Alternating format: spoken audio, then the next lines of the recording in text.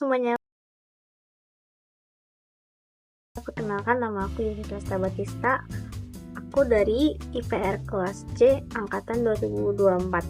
Pada video kali ini aku akan menjelaskan tentang apa sih IPR dan seberapa pentingnya kita mempelajari tentang IPR. Oke, dalam konteks IPR atau Intellectual Property Rights, IPR itu sendiri dibagi menjadi 4, yaitu hak cipta, hak merek, hak paten, dan hak desain industri. Tapi apa sih yang membedakan keempatnya? Yang pertama ada hak cipta, yang merupakan hak eksklusif yang diberikan berdasarkan prinsip deklaratif setelah suatu ciptaan yang diwujudkan dalam bentuk nyata. Perlindungan hak cipta ini biasanya berlaku pada karya orisinal di bidang ilmu pengetahuan, seni, dan sastra, seperti buku, film, atau program komputer. Tentunya, fungsi hak cipta itu untuk melindungi karya tersebut dari tindakan plagiarisme atau tindakan klaim karya tanpa seizin pemiliknya. Dan kasus hak cipta yang mungkin pernah kita temui dan kita sangat familiar itu ada biasanya di bidang entertainment seperti di artis-artis musik atau Hollywood.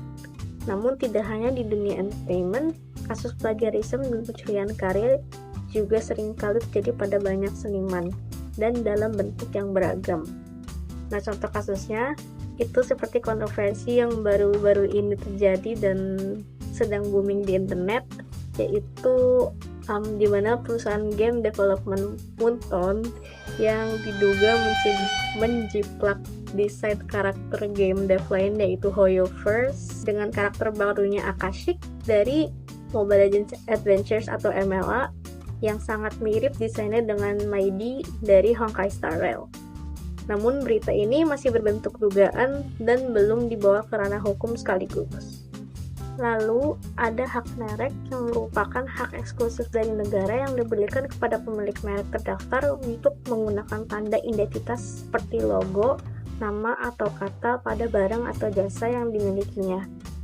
Nah, dengan adanya perlindungan hak merek, pemilik usaha tidak perlu mengkhawatirkan brandnya dijiplak dan mendapatkan dorongan dalam kreativitas dalam membangun sebuah identitas brandnya. Nah, meskipun begitu, pelanggaran hak merek masih pernah terjadi seperti kasus geprek bensu milik Benny Sugiono versus ayam geprek bensu milik Ruben Onsu.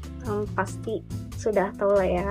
Dan kasus ini pernah dibawa ke ranah hukum dan dimenangkan oleh PT Ayam Geprek Benny Sugiono dengan alasan bahwa ialah yang duluan mendaftarkan brandnya. Dan dengan ini kita tahu bahwa seberapa pentingnya mendaftarkan brand identitas sebagai pemilik usaha terhadap hak merek. Lalu ada hak paten yang merupakan hak eksklusif yang diberikan oleh negara kepada inventor atau penemu atas hasil invensinya di bidang teknologi.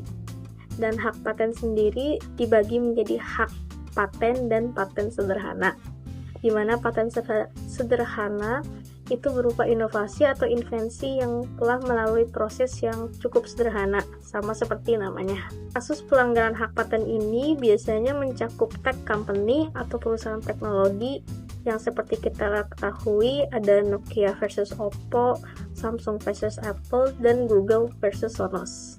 Dan menurut saya, semua kasus yang berkaitan dengan perusahaan ini mempermasalahkan inovasinya yang mengikuti tren perusahaan lain, sehingga mereka itu berlomba-lomba saling meniru inovasinya sebagai strategi marketing. Dan yang terakhir yakni hak desain industri yang merupakan penjelasannya cukup panjang. Jadi hak desain industri itu merupakan hak eksklusif yang diberikan kepada pendesain atas hasil kreasi pola pada sebuah produk. Dan dari deskripsinya, hak desain industri mungkin mirip-mirip dengan hak paten. Tetapi yang membedakannya adalah hak desain industri itu lebih berfokus dalam melindungi karya pola atau desain dalam suatu produk yang dianggap baru atau berinovasi. Sehingga yang mendaftarkannya dapat dilindungi dari penciplakan oleh pencipta produk lain. Sekian penjelasan singkat dari saya terkait intellectual property rights dan seberapa pentingnya kita mendaftarkan karya-karya kita untuk dilindungi dan untuk mendapatkan hak sebagai pencipta atau seniman. Terima kasih.